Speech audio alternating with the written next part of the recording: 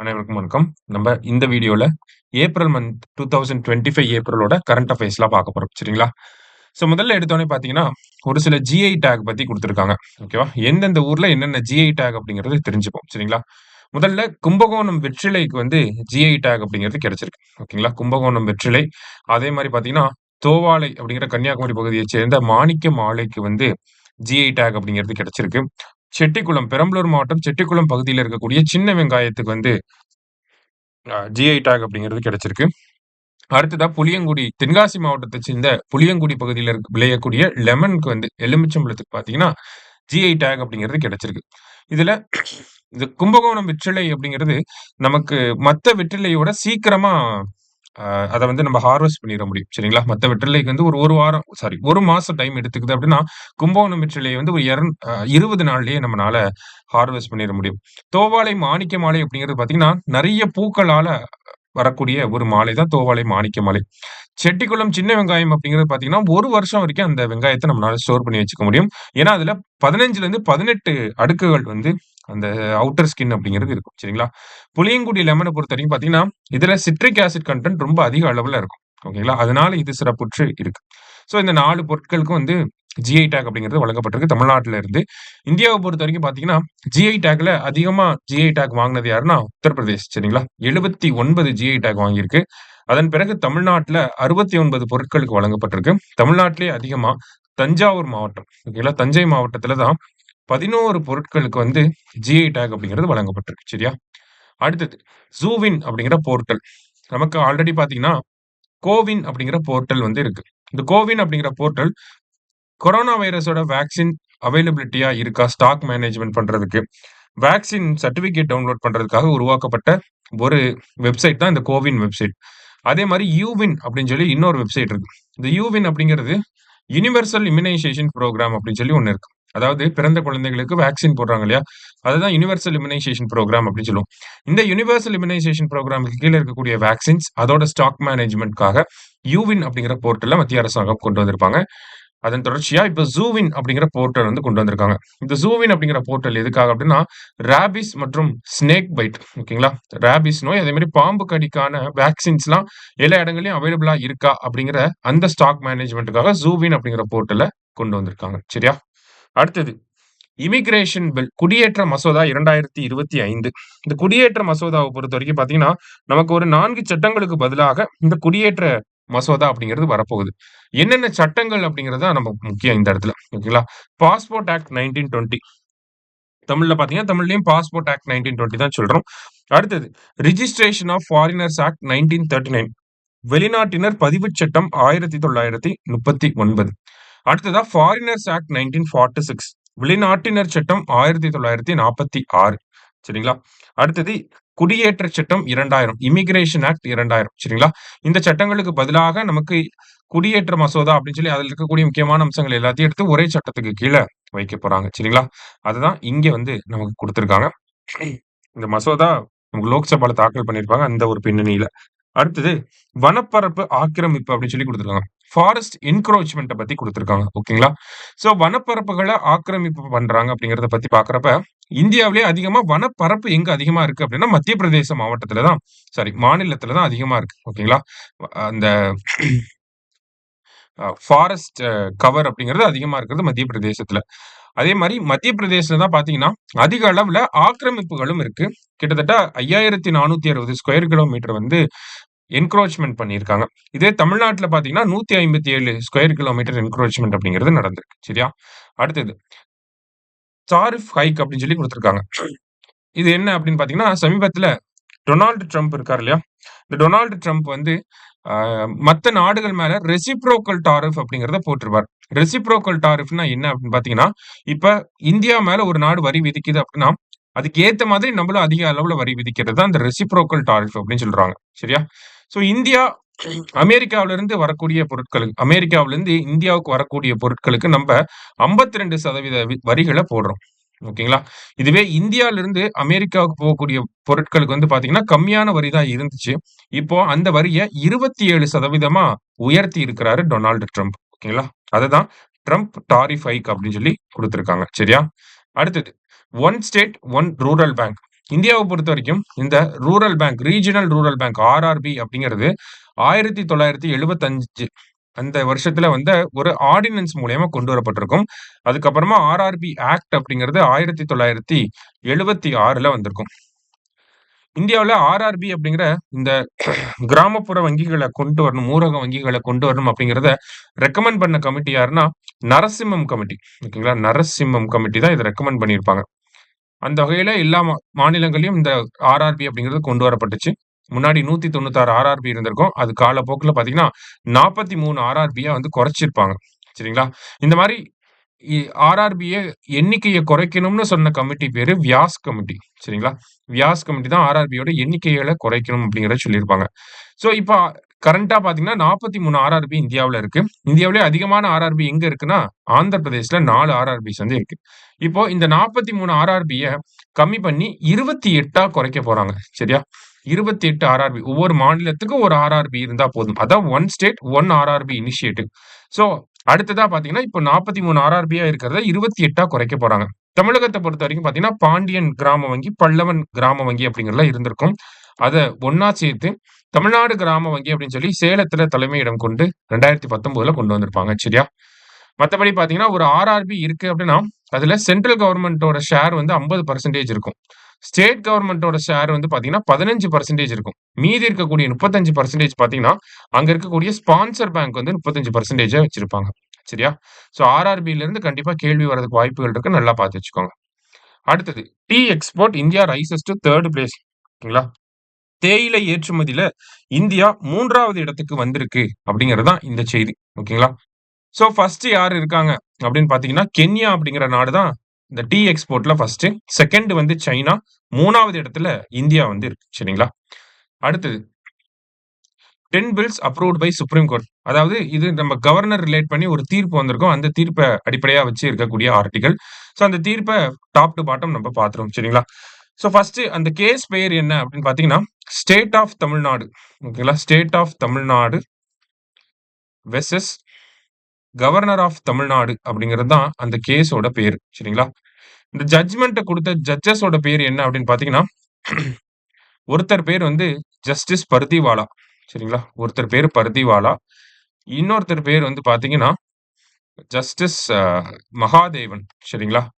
So இந்த தீர்ப்புல என்ன சொல்லியிருப்பாங்க அப்படின்னு பார்த்தீங்கன்னா, இனிஷியலா ஆர்டிகிள் 142 பயன்படுத்தி தமிழக அரசாங்கம் நிறைவேற்றின ஒரு 10 மசோதாக்கள் நிலுவையிலே இருந்திருக்கும். ஆளுநர் வந்து ஐ மீன் அந்த சிக்னேச்சர் போடாமயே இருந்திருப்பார். சரிங்களா? சோ அந்த 10 மசோதாக்களுக்கும் ஆளுநர் ஒப்புதல் வழங்கப்பட்டதாக கருதப்படுகிறது அப்படிங்கிறத உச்சநீதிமன்றம் அவங்கள தீர்ப்புல எழுதியிருப்பாங்க. சரிங்களா? It is considered that the governor has given ascent அப்படின்னு சொல்லி அவங்க தீர்ப்புல எழுதியிருப்பாங்க. அதன் அடிப்படையில பார்க்கிறப்ப ஆர்டிகிள் 142 பயன்படுத்தி நிலுவையில் இருந்த 10 மசோதாக்களுக்கு உச்சநீதிமன்றம் அப்ரூவல் கொடுத்திருக்கும். இந்தியாவிலேயே முதல் முறையா குடியரசுத் தலைவரோ அல்லது ஆளுநரோ கையொப்பம் இடாம ஒரு மசோதா சட்டமாக மாறினது இதுதான் ஃபர்ஸ்ட் டைமா. சரிங்களா? அந்த 10 மசோதாக்களும் பார்த்தீங்கன்னா, வைஸ் சான்சலர்ஸோட அப்பாயின்ட்மென்ட்ட பத்தி இருக்கக்கூடியதுதான். எல்லாமே யுனிவர்சிட்டி பில்லுன்னு தான் இருக்கும். எல்லாமே பார்த்தீங்கன்னா, வைஸ் சான்சலர்ஸோட அப்பாயின்ட்மென்ட்ட பத்தி பேசக்கூடிய சட்டங்கள் தான். சரியா? அடுத்ததா இந்த தீர்ப்புல என்ன சொல்லியிருப்பாங்க அப்படின்னா, ஒரு டைம் லைன் வந்து குடுத்திருப்பாங்க. டைம் ஃப்ரேம் அப்படிங்கிறத குடுத்திருப்பாங்க. ஓகேவா? இந்த டைம் ஃப்ரேம் தான் நமக்கு கேள்வியா வரும் கண்டிப்பா. சோ டைம் ஃப்ரேம்ல என்ன சொல்லியிருப்பாங்க அப்படின்னு பார்த்தீங்கன்னா, இப்போ சட்டமன்றம் ஒரு மசோதாவ பாஸ் பண்றாங்க. பாஸ் பண்ணி கவர்னர் கிட்ட குடுக்குறாங்க. கவர்னர் கிட்ட குடுக்குறப்ப, அவர் வித்ஹோல்ட் பண்ணணும்னு நெனைக்கிறாரு அப்படின்னா, ஓகேங்களா? வித்ஹோல்ட் பண்ணணும்னு நெனைக்கிறாருன்னா, அத 1 மாசத்துக்குள்ள பண்ணணும். சரிங்களா? இதே அவரு ரீகன்சிடரேஷன்க்கு அனுப்புறாரு. ஓகேங்களா? மறுபடியும் அசெம்பிளிக்கே திருப்பி அனுப்பணும்னு நெனைச்சாருன்னா, அத 3 மாசத்துக்குள்ள பண்ணணும். சரிங்களா? அடுத்தது பிரசிடென்ட்க்கு ரிசர்வ் பண்ணி வைக்கணும்னு நெனைக்கிறாரு. பிரசிடென்ட்க்கு அனுப்பணும்னு நெனைக்கிறாரு அப்படின்னா, அதையும் 3 மாசத்துக்குள்ள பண்ணணும். ஓகேவா? இப்ப இவரு ரீகன்சிடரேஷன் பண்றாரு. அந்த பில் மறுபடியும் அசெம்பிளிக்கு போகுது. அசெம்பிளி பாஸ் பண்ணி மறுபடியும் கவர்னர் கைக்கே அனுப்புறாங்க. அப்படின்னா, கவர்னர் கிட்ட மறுபடியும் அந்த பில் வரப்ப கட்டாயம் ஒப்புதல் குடுக்கணும். மஸ்ட் அசென்ட் அப்படின்னு சொல்லி குடுத்திருப்பாங்க. கட்டாயம் ஒப்புதல் குடுக்கணும். அத 1 மாசத்துக்குள்ள குடுக்கணும் அப்படிங்கிறத அந்த தீர்ப்புல சொல்லியிருப்பாங்க. சரியா? இன்னொன்னு பிரசிடென்ட் பிரசிடென்ட்க்கு கவர்னர் வந்து பில்ல ரிசர்வ் பண்ணி வைக்கிறார். பிரசிடென்ட் ஒப்புதல் தெரிவிக்கிறாரா? இல்ல நிராகரிக்கிறாரா? அப்படிங்கிறத 3 மாசத்துக்குள்ள சொல்லணும். சரிங்களா? இதுதான் அந்த தீர்ப்போட சாராம்சம். கட்டாயம் இதிலிருந்து கேள்விகள் வர்றதுக்கு நெறைய வாய்ப்புகள் இருக்கு. ஆர்டிகிள் 200 அண்ட் தென் ஆர்டிகிள் 201 அத ரிலேட் பண்ணி நமக்கு இந்த ஜட்ஜ்மென்ட்ட குடுத்திருக்காங்க உச்சநீதிமன்றம். சரியா? அடுத்தது கலைஞர் கைவினை திட்டம். ஓகேங்களா? கலைஞர் கைவினை திட்டம் அப்படிங்கிறத குடுத்திருக்காங்க.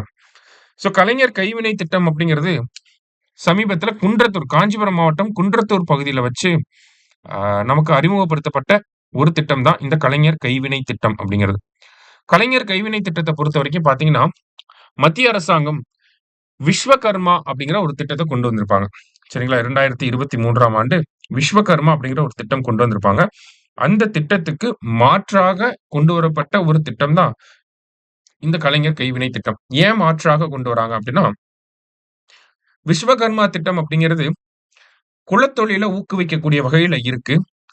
ஜாதிய தொழில்கள ஊக்குவிக்கக்கூடிய வகையில இருக்கு அப்படிங்கிறத தமிழக அரசாங்கம் சொல்லியிருப்பாங்க. அதனால குலக்கல்வி அந்த விஸ்வகர்மா திட்டத்துக்கு பதிலாக தமிழ்நாட்டுல புதுசா ஒரு திட்டம் கொண்டு வரப்போறோம் அப்படின்னு சொல்லியிருப்பாங்க. அந்த அறிவிப்போட தொடர்ச்சியாக தான் இந்த கலைஞர் கைவினை திட்டம் அப்படிங்கிறது வந்திருக்கும். சரிங்களா?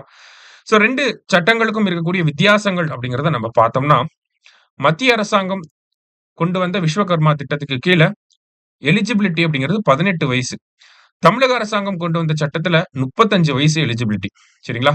அவங்க பார்த்தீங்கன்னா, 18 வயசு ஒருத்தர் ஸ்கூல முடிச்சோனே 18 வயசு ஆனோனே, அவங்க குடும்பம் பண்ணக்கூடிய தொழில எடுத்து நடத்த முடியும். அதுக்கு அரசாங்கம் வந்து சப்சிடி குடுப்பாங்க. நம்ப என்ன பண்ணியிருக்கோம் அப்டின்னா, நம்ப என்ன சொல்லியிருப்போம் அப்டின்னா, 18 வயசு முடிக்கக்கூடிய ஒரு இளைஞர் வந்து அடுத்தது கல்லூரி கல்விகளுக்கு போகணும். கல்லூரி முடிச்சு வேலைக்கு போயிட்டு, அது ஒரு எக்ஸ்பீரியன்ஸ கெயின் பண்ணதுக்கு அப்புறம் தான் குடும்ப தொழில பார்க்க வரணும் அப்டிங்கிறது நம்மளோட அப்ஜெக்டிவ். அதனால தான் 35 வருஷம் அப்டிங்கிறத எலிஜிபிலிட்டியா வச்சிருக்கோம்.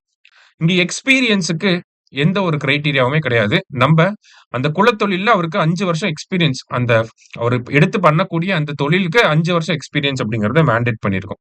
சரிங்களா? கட்டாயப்படுத்தியிருக்கோம். அடுத்ததா பார்த்தீங்கன்னா, தமிழக அரசாங்கம் 25 தொழில்களுக்கு வந்து சப்சிடி வழங்க போறாங்க. ஓகேவா? மத்திய அரசாங்கம் 18 வகையான தொழில்களுக்கு சப்சிடி வந்து வழங்க போகுது. ஓகேவா? மத்திய அரசாங்கம் பார்த்தீங்கன்னா, ஆ அவங்க குடுக்கக்கூடிய அந்த சப்சிடி அப்படிங்கிறது 2 தவணைகளா குடுப்பாங்க. ஓகேங்களா? 2 டிரான்ச்சே அப்படின்னு சொல்லுவாங்க. ஓகேவா? 2 தவணைகள் அல்லது 2 டிரான்ச்சேஸா குடுப்பாங்க. தமிழ்நாடு பொறுத்தவரைக்கும் பார்த்தீங்கன்னா, 50,000 வரைக்கும் சப்சிடி குடுக்க போறாங்க. அதாவது 25% சப்சிடி குடுக்க போறாங்க. இத வந்து ஒரே தவணையா, ஒரே அ பேமெண்ட்டாவே நமக்கு குடுத்துருவாங்க. சரிங்களா? இந்த மாரி நெறைய வித்தியாசங்கள இருக்கக்கூடிய சிடம். இதுல முக்கியமா நமக்கு தெரிஞ்சுக்க வேண்டிய வித்தியாசங்கள தான் இங்க நம்ம குடுத்துருக்கோம். ஓகேங்களா? இந்த திட்டம் குன்றத்தூர் பகுதியில வச்சு தமிழக அரசாங்கம் லான்ச் பண்ணிட்டாங்க. முக்கியமான ஒரு திட்டம். கண்டிப்பா வரதுக்கு வாய்ப்புகள் இருக்கு. நல்லா பார்த்து வச்சுக்கோங்க. அடுத்தது எக்ஸ்போர்ட் பெர்மிட் கேன்சல்ட் அப்படின்னு சொல்லி குடுத்துருக்காங்க. அதாவது பங்களாதேஷ் பார்த்தீங்கன்னா, இந்தியாவுல இருக்கக்கூடிய இந்த கொல்கத்தா போர்ட்ட வந்து அதிகமா நம்பி இருப்பாங்க. சரிங்களா? அங்கிருந்து நெறைய பொருட்கள வந்து வெளிநாட்டுகளுக்கு வந்து ஏற்றுமதி பண்ணுவாங்க. அதே மாரி இந்த சைடு இந்த லேண்ட் லாக்டு கண்ட்ரீஸா இருக்கக்கூடிய நேபாள், பூட்டானுக்கும் பார்த்தீங்கன்னா, நெறைய பொருட்கள வந்து அனுப்பிட்டு இருப்பாங்க. இப்ப இந்தியா என்ன பண்ணியிருக்காங்க அப்படின்னா, ஆல்ரெடி பங்களாதேஷ்ல பார்த்தீங்கன்னா, ஆட்சி மாற்றம் ஏற்பட்டுச்சு. ஷேக் ஹசீனா அவர்கள வந்து அ பிரதமரா இருந்தாங்க. அதுக்கப்புறமா அவங்களே நாட்டுல இருந்து தப்பிக்கிற அளவுக்கு போராட்டம் நடந்துச்சு. அப்புறமா இப்ப இன்டரிம் பிரைம் மினிஸ்டரா வந்து முகமது யூனஸ் அப்படிங்கிறவர் இருக்காரு. அவர் தலைமையில இருக்கக்கூடிய அரசாங்கம் பார்த்தீங்கன்னா, பெரிய அளவுல இந்துக்களுக்கு எதிராக இருக்காங்க அப்படிங்கிறது மத்திய அரசாங்கத்தோட குற்றச்சாட்டு. இந்த மாதிரி இருக்கனால, இந்திய அரசாங்கமும் ஒரு ஹார்ஷான ஸ்டெப் எடுக்கணும் அப்படிங்கிறதுக்காக, இந்தியா வழியா போகக்கூடிய பங்களாதேஷோட எக்ஸ்போர்ட்ஸ்க்கு அந்த பெர்மிட்ட வந்து கேன்சல் பண்ணியிருக்காங்க. சரியா? ஜஸ்ட் ஸ்டோரி மட்டும் தெரிஞ்சுக்கிட்டா போதும். அடுத்தது லீடிங் இன் எக்கனாமிக் குரோத் அப்படின்னு சொல்லி குடுத்திருக்காங்க. அதாவது மத்திய புள்ளியியல் அமைச்சகம் இருக்காங்க இல்லையா? மினிஸ்ட்ரி ஆஃப் ஸ்டாட்டிஸ்டிக்ஸ் அவங்க வந்து சமீபத்தில ஒரு தரவரிசைகள வெளியிட்டிருந்தாங்க. 2024, 25ல ஒவ்வொரு ஸ்டேட்டோட எக்கனாமிக் குரோத் எப்படி இருந்துச்சு அப்படிங்கிறத சொல்லியிருப்பாங்க. சரியா? அதுல தமிழ்நாடு வந்து பார்த்தீங்கன்னா, இந்தியாவிலேயே அதிக பொருளாதார வளர்ச்சிய பதிவு செஞ்ச மாநிலமாக இருக்கு. ரியல் எக்கனாமிக் குரோத் அப்படிங்கிறது 9.69% அண்ட் தென் நம்மளோட நாமினல் எக்கனாமிக் குரோத் அப்படிங்கிறது 14.20%ல இருக்கு. சரிங்களா? ரியல் எக்கனாமிக் குரோத்னா 9.69 நாமினல் எக்கனாமிக் குரோத் அப்படிங்கிறது 14.20%ல வந்து இருக்கு. சரிங்களா? இத பொறுத்தவரைக்கும் பார்த்தீங்கன்னா, நமக்கு 2 விஷயங்கள தெரிஞ்சுக்கணும். ரியல் எக்கனாமிக் குரோத் அப்படின்னா, அதுல இன்ஃப்ளேஷன கால்குலேட் பண்ண மாட்டாங்க. ஓகேவா? ரியல் எக்கனாமிக் குரோத்ல இன்ஃப்ளேஷன் அப்படிங்கிறத கால்குலேட் பண்ண மாட்டாங்க. ஆனா, நாமினல் எக்கனாமிக் குரோத்த பொறுத்தவரைக்கும் பார்த்தீங்கன்னா, நமக்கு இன்ஃப்ளேஷன் அப்படிங்கிறத கால்குலேட் பண்ணுவாங்க. சரியா? அடுத்ததா பார்த்தீங்க அப்படின்னா, எஸ்சி இன்டர்னல் ரிசர்வேஷன் அப்படின்னு சொல்லி குடுத்திருக்காங்க. அதாவது ஆ போன வருஷம் பார்த்தீங்கன்னா, sub classification of scheduled class அப்படிங்கிறது பண்ணலாம் அப்படின்னு சொல்லி உச்சநீதிமன்றம் தீர்ப்பு வழங்கியிருந்தாங்க. சப் கிளாசிஃபிகேஷன் பண்ணலாம் அப்படின்னு சொல்லி.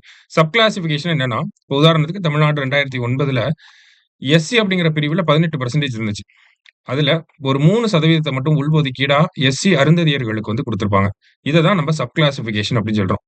இந்த மாரி சப் கிளாசிஃபிகேஷன் பண்ணக்கூடாது அப்படின்னு சொல்லி வழக்கு போடப்பட்டிருந்துச்சு. போன வருஷம் அந்த தீர்ப்புல சப் கிளாசிஃபிகேஷன் பண்ணலாம் அப்படிங்கிறத தீர்ப்பா சொல்லியிருந்தாங்க. தவீந்தர் சிங் வழக்கு அப்படின்னு சொல்லுவாங்க. சரியா?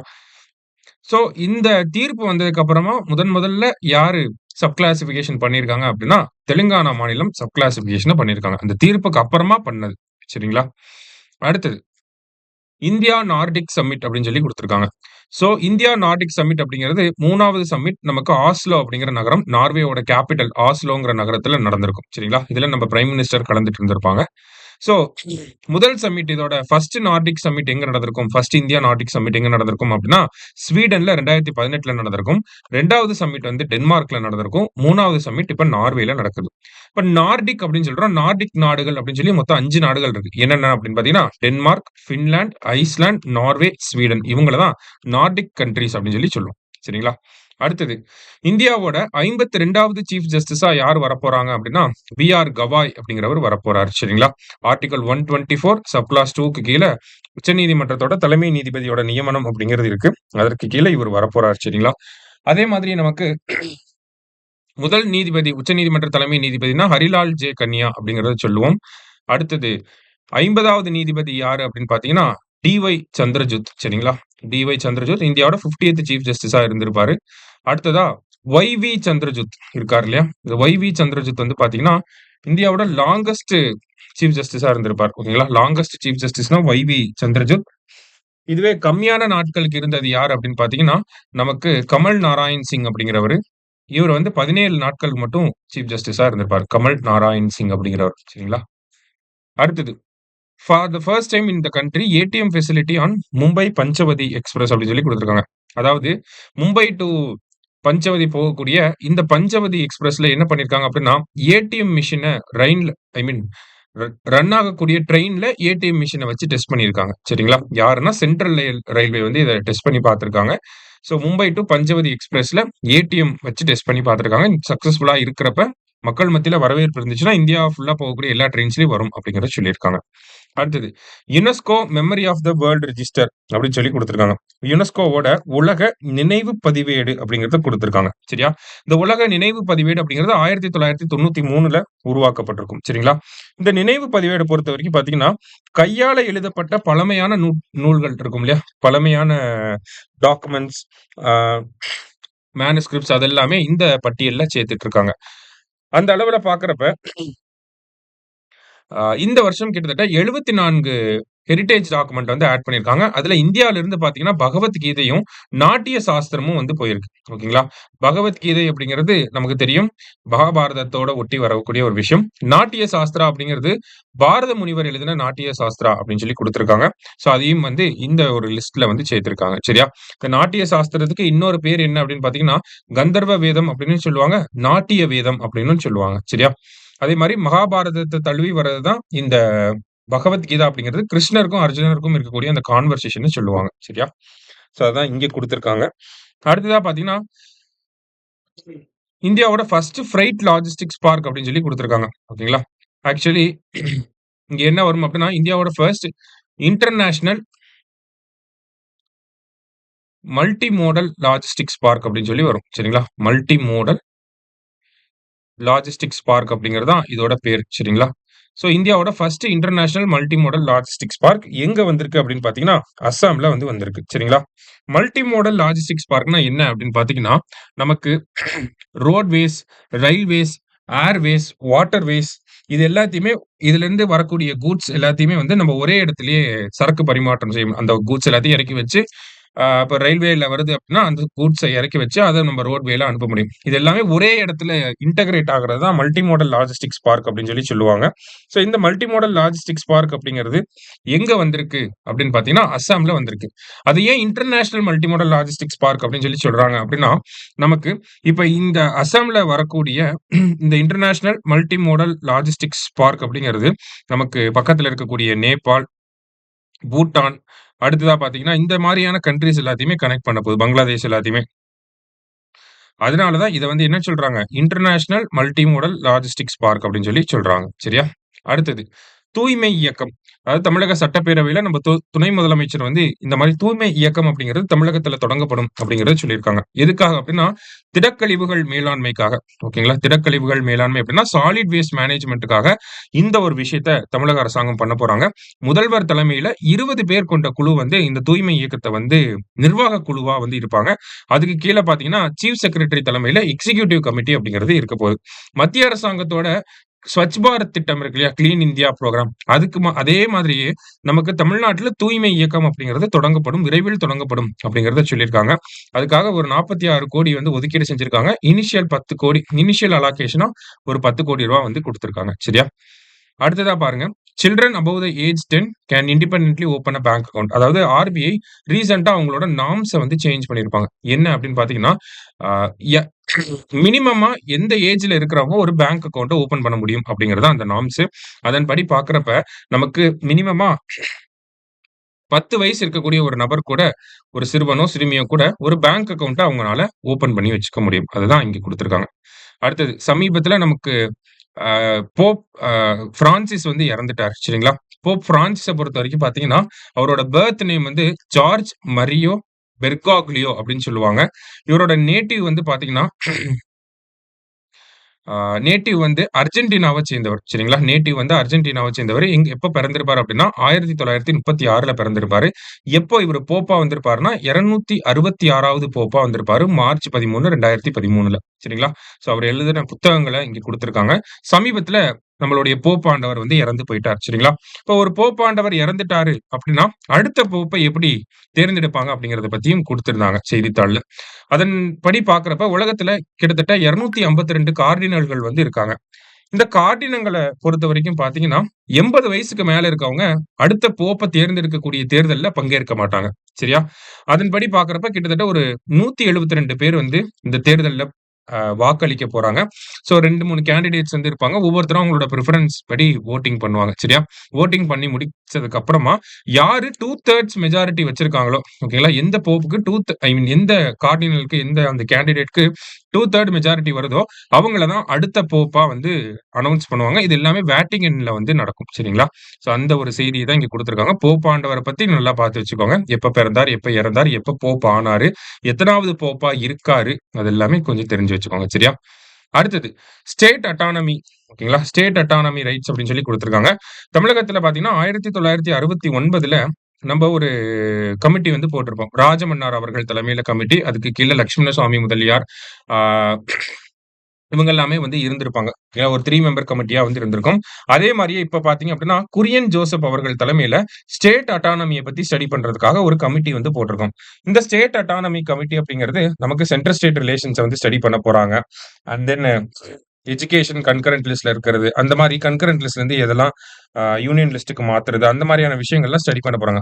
மோர் ஆர் லெஸ் நமக்கு ராஜமன்னார் கமிட்டில என்ன ஒரு ஐ மீன் ஒரு அப்ஜெக்டிவ் இருந்துச்சோ, அதே மாதிரி தான் இந்த குரியன் ஜோசப் கமிட்டிலயும் இருக்க போது. இந்த கமிட்டில குரியன் ஜோசப் அவர்கள் வந்து தலைவராக இருக்க போறாரு.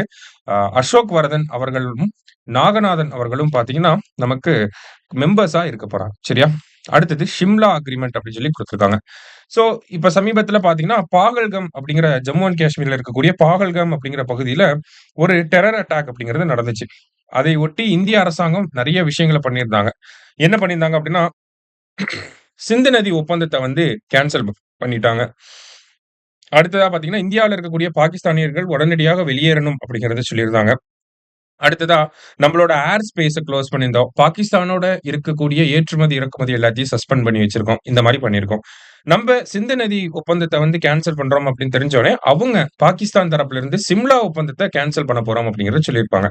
இந்த சிம்லா ஒப்பந்தம் அப்படிங்கிறது நம்மளுடைய பிரதமர் இந்திரா காந்தி அவர்களும், அங்க இருக்கக்கூடிய ஜுல்ஃபிகார் அலி பூட்டோ அவங்க 2 பேருக்கும் மத்தியில கையெழுத்தானது தான் இந்த சிம்லா ஒப்பந்தம். ஜூலை 2, 1972ல கையெழுத்தாயிருக்கும். மோர் ஆர் லெஸ் பார்த்தீங்கன்னா, இது ஒரு பீஸ் ட்ரீட்டி தான். அதாவது 1971ல நமக்கு இந்தியா, பாகிஸ்தான் போர் வந்திருக்கும். அதுல பங்களாதேஷ் அப்படிங்கிற நாடு உருவாயிருக்கும். அந்த பங்களாதேஷ் அப்படிங்கிற நாட ரெகக்னைஸ் பண்றது. பாகிஸ்தான் வீரர்கள்லாம் வந்து சரணடைஞ்சிருப்பாங்க. சோ அவங்கள வந்து விடுவிக்கக்கூடிய ஒரு விஷயம். அடுத்தது இந்தியாவுக்கும் இந்த ஆக்கிரமிப்பு காஷ்மீருக்கும் இருக்கக்கூடிய இந்த லைன் ஆஃப் கண்ட்ரோல் அப்படிங்கிற இந்த விஷயத்த வந்து ஃபிக்ஸ் பண்றது. இதுக்காக தான் இந்த ஒரு அக்ரீமெண்ட் அப்படிங்கிறது போடப்பட்டிருக்கும். இப்ப இந்த அக்ரீமெண்ட்ட நிறுத்தி வைக்க போறோம் அப்படிங்கிறத பாகிஸ்தான் அறிவிச்சிருக்காங்க. அதே மாரி நம்ப சிந்து நதி ஒப்பந்தத்த நிறுத்தி வைக்க போறோம் அப்படிங்கிறத சொல்லியிருக்கோம். 1960ல இந்த சிந்து நதி ஒப்பந்தம் அப்படிங்கிறது கையெழுத்தாயிருக்கும். இந்த ஒப்பந்தத்த பொறுத்தவரைக்கும் பார்த்தீங்கன்னா, ஃபர்ஸ்ட் சிந்து நதிய பொறுத்தவரைக்கும் பார்த்தீங்கன்னா, ஆ நமக்கு ஜீலம் அப்படிங்கிறது ஒரு துணை நதியா இருக்கு. அடுத்தது சட்லஜ் அப்படிங்கிறது ஒரு துணை நதியா இருக்கு. அடுத்ததா பார்த்தீங்கன்னா, ராவி நதி, அடுத்தது பீஸ் அப்படிங்கிற நதி, அடுத்தது செனாப் அப்படிங்கிற நதி. ஓகேங்களா? ஜேஎஸ்ஆர்சிபி அப்படின்னு சொல்லி ஞாபகம் வச்சுக்கலாம். சரிங்களா? இந்த நதிகள்லாம் சிந்து நதி, அதோட துணை நதி. இந்த நதிகள்ல இருக்கக்கூடிய தண்ணீர பகிர்ந்து கொள்றது தான் இந்த சிந்து நதி ஒப்பந்தம் அப்படிங்கிறது. 1960ல நம்மளோட பிரதமர் ஆ ஜவஹர்லால் நேரு அவர்களுக்கும், அங்க இருக்கக்கூடிய ஆயூப் கான் அவர்களுக்கும் மத்தியில இந்த அக்ரீமெண்ட் கையெழுத்தாயிருக்கும். அதன்படி பார்க்கிறப்ப, இத 2ஆ பிரிச்சிருப்பாங்க. West flowing rivers, east flowing rivers அப்படின்னு சொல்லி. ஈஸ்ட் ரிவர்ஸ் ஃபுல்லாவே இந்தியாவோட கண்ட்ரோல்லயும், வெஸ்ட் ரிவர்ஸ் ஃபுல்லாவே பாகிஸ்தானோட கண்ட்ரோல்லயும் இருக்கு. சரிங்களா? வெஸ்ட்ல என்னென்ன ரிவர்ஸ்லாம் போகுது அப்படின்னா, ஜீலம், இந்தஸ், செனாப் இது 3ம் வெஸ்ட்ல போகுது. சத்லஜ், ராவி, பீஸ் இது 3ம் ஈஸ்ட்ல போகக்கூடிய ரிவர்ஸ். இப்ப ஈஸ்ட்ல இருந்து பாகிஸ்தானுக்கு போகக்கூடிய தண்ணிய நம்ம நிப்பாட்டி வைக்க போறோம் அப்படிங்கிறத சொல்லியிருக்கோம். அதன்படி பார்த்தீங்கன்னா, இந்த பக்லியார் டேம் அப்படின்னு சொல்லி ஒரு டேம் இருக்கு. அதே மாரி கிஷன்கங்கா டேம் இருக்கு. இந்த டேம்ல இருந்து போகக்கூடிய தண்ணி எல்லாம் நம்ம ஸ்டாப் பண்ணி வச்சிருக்கோம். சரிங்களா? Latest update. இந்த சிந்து நதி ஒப்பந்தம் அப்படிங்கிறது வேர்ல்ட் பேங்க் வந்து மீடியேட் பண்ணி நமக்கு அந்த அக்ரீமென்ட்ட சைன் பண்றதுக்கு ஹெல்ப் பண்ணியிருப்பாங்க. அடுத்ததா பார்த்தீங்க அப்படின்னா, கஸ்தூரி ரங்கன் அவர்கள் வந்து சமீபத்தில இறந்து போயிட்டார். கஸ்தூரி ரங்கன பொறுத்தவரைக்கும் பார்த்தீங்கன்னா, நமக்கு தமிழ்நாட்டுல பிறந்தவர். கேரளாவோடையும் அவருக்கு தொடர்பு இருக்கு. அங்க இது பண்ணியிருப்பார், படிச்சிருப்பார் எல்லாமே இருக்கு. இவர பொறுத்தவரைக்கும் நம்ம தெரிஞ்சுக்க வேண்டியது என்னன்னா, இஸ்ரோவோட 5வது சேர்பர்சனா வந்து இருந்திருப்பாரு. 1993ல இருந்து 2004 வரைக்கும் 2003 வரைக்கும் இவர் தான் இஸ்ரோவோட சேர்பர்சனா இருந்திருப்பார். 94ல இருந்து 2003 வரைக்கும். இவர் டைம் பீரியட்ல தான் பார்த்தீங்கன்னா, பிஎஸ்எல்வி, ஜிஎஸ்எல்வி போன்ற ராக்கெட்லாம் நம்ம தயாரிச்சிருப்போம்.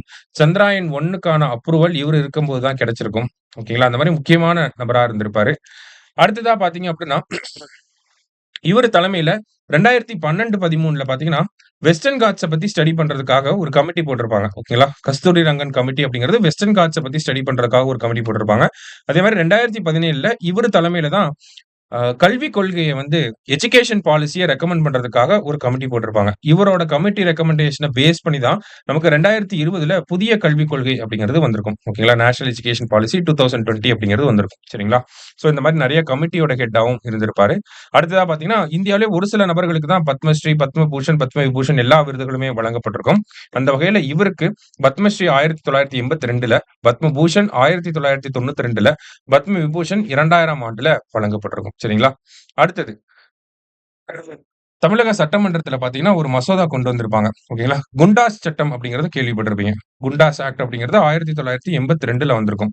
இந்த குண்டாஸ் சட்டத்துக்கு கீழ பார்த்தீங்கன்னா, இந்த செக்சுவல் கேஸஸ்ல மாட்றவங்க, அடுத்ததா இந்த ஐ மீன் அந்த வனப்பகுதிகள்ல வந்து தப்பு பண்ணக்கூடிய ஆட்கள், ஓகேங்களா? ஃபாரஸ்ட் ரைட்ஸ வந்து மீறக்கூடிய ஆட்கள், இந்த மாரி சைபர் கிரைம் பண்ணக்கூடிய ஆட்கள், அவங்கள எல்லாருமே குண்டாஸ் சட்டத்துக்கு கீழ கைது பண்ணுவாங்க. இது வந்து ஒரு பிரிவென்டிவ் டிடென்ஷன் ஆக்ட் தான். சரிங்களா? Preventive detention act. ஓகேவா? விசாரணையின்றி கைது செய்ய முடியும் அவங்கள. சரிங்களா? சோ இப்போ ரீசென்ட்டா இந்த சட்டத்தோட அமெண்ட்மென்ட்ல என்ன பண்ணியிருக்காங்க அப்டின்னா, பயோமெடிக்கல் வேஸ்ட் ஓகேங்களா? உயிரி குப்பைகள் இருக்கு இல்லையா? பயோமெடிக்கல் வேஸ்ட்ட வந்து போடக்கூடிய நபர்கள வந்து, இந்த குண்டாஸ் சட்டத்துக்கு கீழ விசாரணையின்றி கைது பண்ணலாம் அப்படிங்கிறத தமிழக அரசாங்கம் சமீபத்தில கொண்டு வந்த சட்ட திருத்தத்தில சேஞ்ச் பண்ணியிருக்காங்க. ஓகேங்களா? பயோமெடிக்கல் வேஸ்ட் போடுறவங்கள அரெஸ்ட் பண்ண முடியும் அப்படிங்கிறது. அடுத்ததா பார்த்தீங்கன்னா, வேர்ல்ட் பேங்கோட ஒரு ரிப்போர்ட்ட வந்து குடுத்திருக்காங்க. சரியா? Poverty and equity in India அந்த ரிப்போர்ட் பேர். சரிங்களா? தமிழ்ல என்ன குடுத்திருப்பாங்க அப்படின்னு பார்த்தீங்கன்னா, நமக்கு அ இந்தியாவில் வறுமை மற்றும் சமத்துவம் அப்படிங்கிற தலைப்புக்கு கீழ யார் ரிப்போர்ட் ரிலீஸ் பண்ணாங்கன்னு கூட கேட்கலாம். சோ வேர்ல்ட் பேங்க் தான் இந்த ரிப்போர்ட்ட ரிலீஸ் பண்ணியிருப்பாங்க. ஓகேங்களா? அதாவது எக்ஸ்ட்ரீம் பாவர்ட்டி கடுமையான ஒரு கடும் வறுமை அப்படின்னு சொல்லி சொல்லுவாங்க. ஓகேங்களா? அதுதான் எக்ஸ்ட்ரீம் பாவர்ட்டின்னு சொல்லி இங்கிலீஷ்ல சொல்லுவோம். ஒரு நாளைக்கு ரூ. 200க்கு கீழ சம்பளம் வாங்குறவங்கள கடுமையான ஒரு வறுமையில இருக்காங்க அப்படிங்கிறத சொல்லும். ஓகேங்களா? அந்த வகையில இந்தியாவுல அந்த எக்ஸ்ட்ரீம் பாவர்ட்டில இருந்து 17 கோடி பேர நம்ம வெளிய கொண்டு வந்திருக்கோம் அப்படிங்கிறத இந்த ரிப்போர்ட்ல நமக்கு சொல்லியிருப்பாங்க. ஓகேங்களா? அதாவது 2011, 12 படி பார்க்கிறப்ப 16% பேர் இருந்தாங்க. இப்போ 2%, 2.3% பேர் தான் எக்ஸ்ட்ரீம் பாவர்ட்டில இருக்காங்க அப்படிங்கிறத நமக்கு சொல்லியிருக்காங்க. சரியா? சோ இது அர்பன் ஏரியாஸ்லயும் கம்மியா இருக்கு. 18% இருந்து ரூரல் ஏரியாஸ்ல 18%லிருந்து 2.8% கம்மியாயிருக்கு. அர்பன்ல பார்த்தீங்கன்னா 10.7லிருந்து 1.1 கம்மியாயிருக்கு. சரிங்களா? சோ இந்தியாவுல எக்ஸ்ட்ரீம் பாவர்ட்டில இருந்து ஒரு 17 கோடி பேர் வந்து வெளிய வந்திருக்காங்க அப்படிங்கிறது தான் அந்த செய்தி. சரியா? வேர்ல்ட் பேங்க் அந்த இந்தியாவில் வறுமை மற்றும் சமத்துவம் அப்படிங்கிற அந்த ரிப்போர்ட்ல நமக்கு சொல்லியிருக்காங்க. அடுத்ததா ஏப்ரல் 2025க்கான இம்பார்ட்டன்ட் டேஸ் இருக்கு. அதையும் ஒரு தடவ நல்லா பார்த்துருங்க. நன்றி. சுரேஷ் IAS அகாடமி வெற்றியின் முகவரி.